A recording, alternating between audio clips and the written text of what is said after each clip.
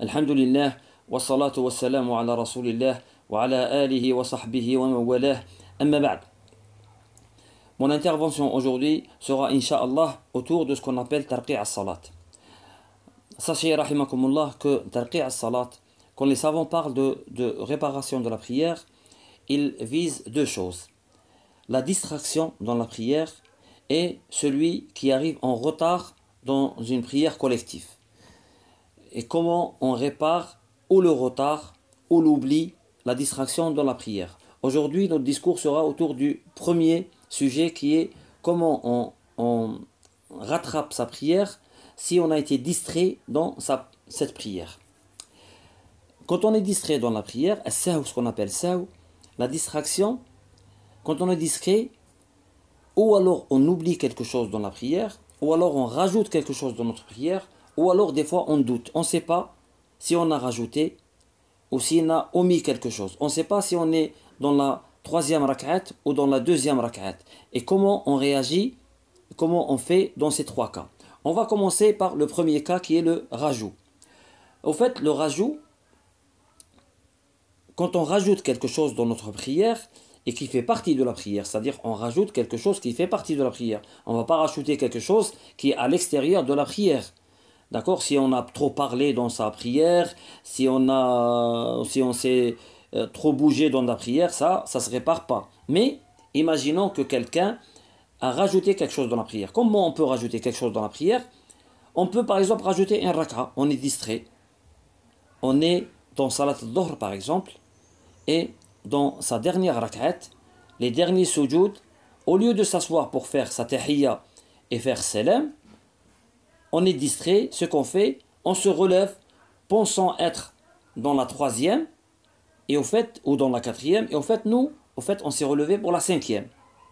Et ça, ou alors on fait la prière tout seul et on se rencontre tout seul, ou alors on fait la prière pour les gens, c'est-à-dire on est imam, et là c'est les gens qui vont faire des tasbih pour nous dire qu'au fait on a rajouté quelque chose. Et dans ce cas-là, qu'est-ce qu'on fait? On arrête ce qu'on est en train de faire, on s'assoit, on fait tahiyya, on fait salam, et après salam, on fait deux prosternations, comme les prosternations de la prière. Et une fois qu'on a fini la prosternation, on a le choix. Ou alors on fait tahiyya et on fait salam, ou alors on fait salam sans tahiyya. Attention, quand on rajoute quelque chose dans la prière, du moment où on se rend compte, ou alors qu'on nous le fait comprendre, il faut s'arrêter, il ne faut pas continuer. Si on continue, la prière est annulée. Du moment où on se rend compte, il faut arrêter ce rajout et s'asseoir et finir sa prière. Donc, on a vu le rajout, par exemple, du raka. On peut aussi faire le contraire, rajouter, par exemple, une tahiyya. Par exemple, quelqu'un qui fait, par exemple, salat l'isha, par exemple, il fait les deux premières rak'at, normalement, il fait tahiyya, il se relève pour faire la troisième rak'at,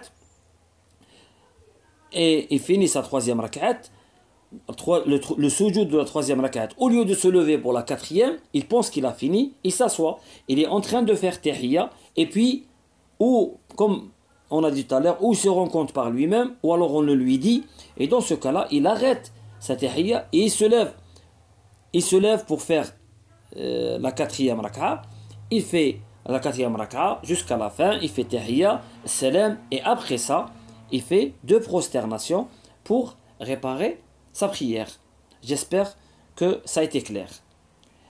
Maintenant, le deuxième sujet, c'est quand on oublie quelque chose dans la prière. Et ce sujet, il a deux portes. C'est-à-dire, on y rentre par deux portes. Ou alors, on oublie un pilier de la prière, ou alors, on oublie une sunna de la prière. Et les piliers de la prière ne se rattrapent pas avec des prosternations. Les piliers de la prière, on verra, je lui ferai, Inch'Allah, une intervention plus tard.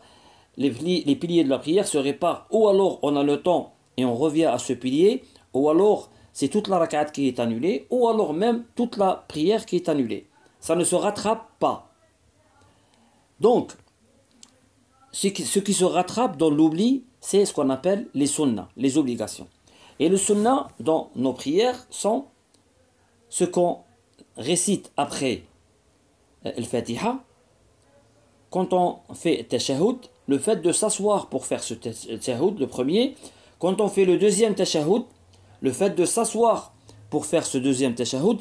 Quand on dit Sami Allahu liman hamidah, quand on dit Allahu Akbar pour passer d'un pilier à l'autre. Je ne parle pas de la première Allahu Akbar qui est takbir, ça c'est un pilier. Non, après celui-là, quand on dit Allahu Akbar pour passer par exemple de sujoud à un autre sujoud, ou de sujoud à ruku, ou de ruku à sujoud, et ainsi de suite. Ça, si on a oublié, et si on se rend compte dans sa prière, avant de finir sa prière, les deux prosternations, on les fait avant salam. C'est-à-dire, quand on a fini la prière, avant de dire salam alaikum, on fait deux sujoud. Un exemple, pour les exemples, pour ça que ça soit clair. Par exemple, imaginons que moi je suis en train de faire salat al-subh. Je fais ma première rak'at, normalement, et la deuxième rak'at, je me lève pour faire la deuxième rak'at, je récite al-Fatiha et j'oublie de réciter quelque chose après al-Fatiha. Donc, ça y est, j'ai fait le recours. Quand j'ai fait le recours, je me suis rendu compte que j'ai oublié de réciter quelque chose après le Fatiha. Je n'ai pas le droit de revenir à cet oubli. Pourquoi? Parce que là où je suis, c'est un pilier. Et si je reviens d'un pilier vers une sunna, ma salat est annulée. Donc ce que je fais, je continue. Je me suis rendu compte, mais je continue de faire ma prière. Je finis cette rak'at, je fais tahiyya, et avant de faire salam, avant de le faire, je fais deux prosternations, et après, je fais salam. Et comme ça, j'aurai réparé ma prière. Un autre exemple, là où on se trompe le plus. Par exemple, moi je suis en train de faire salat al-Dhuhr, par exemple, je fais mes deux rak'at. Dans la deuxième rak'at, au lieu, quand j'ai fini la deuxième rak'at, au lieu de m'asseoir pour faire tahiyya, j'oublie et je me lève et je commence à lire, ou alors ça y est, je suis debout, complètement debout, même si je n'ai pas encore commencé à lire Al-Fatiha, je me rends compte que j'ai oublié Al-Tahiyya, ou alors on me le fait signaler. Du moment où je suis debout, complètement debout, je n'ai plus le droit de revenir vers cette Tahiyya, je l'oublie. Je continue ma prière, je fais mes deux rak'at qui arrivent, et avant de faire salam, je fais deux prosternations pour réparer ma prière. J'espère que ça a été clair. Et le troisième sujet, c'est le doute. Et sur le doute, les savants divergent. Le doute arrive souvent dans le nombre de rak'at. C'est-à-dire, moi, je suis en train de faire une salat, je suis en train de réciter, puis à un moment donné, je me dis, est-ce que je suis dans la troisième ou dans la deuxième rak'at? Est-ce que je suis dans la quatrième ou dans la troisième? Et quand on doute, il y a deux hadiths du prophète sallallahu alayhi wa sallam qui sont les règles pour le doute. C'est ou alors on essaye de se retrouver quand on doute. Est-ce que je suis dans la troisième ou dans la quatrième? Et je n'y arrive pas. Ma tête, j'essaye de trouver si vraiment je suis dans la troisième ou dans la quatrième et je n'arrive pas à me retrouver. Qu'est-ce que je fais? Je jette le doute et je prends là où je suis sûr. Quand je doute entre la troisième et la quatrième, ça veut dire que je suis sûr d'avoir fait 3.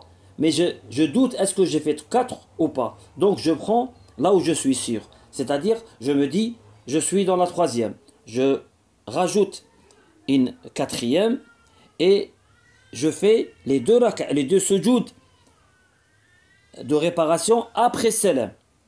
Hein, je répète, quand on doute, si j'arrive pas à me retrouver, j'arrive pas à être sûr, donc j'essaie de chercher dans ma tête, mais je n'y arrive pas.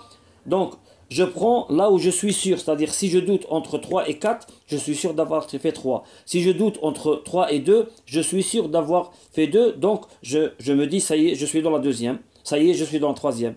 C'est-à-dire là où je suis sûr. Si je doute entre 3 et 4, je jette le doute si je n'y arrive pas et je dis, je suis dans la troisième. Je rajoute la quatrième et je finis ma prière. Je fais salam alaikum et je fais sujoud après salam. Hein, je fais deux de prosternation et je fais salam après.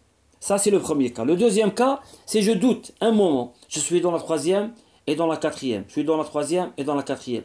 Et à un moment donné, au fait, j'arrive à me retrouver. J'ai douté un moment, mais j'arrive à me retrouver. Je me dis non, non, je suis dans la troisième parce que je viens de faire tahiyya. Ou quelque chose qui va me rappeler que je suis vraiment dans le bon sens. C'est-à-dire, je sais que je suis dans la quatrième ou dans la troisième. Je ne doute plus. J'ai douté un moment, mais maintenant je suis sûr d'être ou dans la troisième ou dans la quatrième. Dans ce cas-là, ce que je fais, je continue, je jette le doute, je prends là où mon assurance à moi, c'est-à-dire si je suis sûr d'être dans la quatrième, je continue ma prière et vers la fin, je fais 2 prosternations avant salam. J'espère que j'ai été clair. Je sais que ce sujet est un peu difficile, mais si vraiment ça n'a pas été clair, je peux le refaire et prendre plus de temps. C'était juste pour que vous sachiez ça, mais s'il le faut, je prendrai un peu plus de temps et plus d'exemples pour que ça soit clair pour tout le monde. اللهم صل وسلم وبارك على سيد خلق محمد وعلى آله وصحبه والتابعين وآخر دعوانا أن الحمد لله رب العالمين.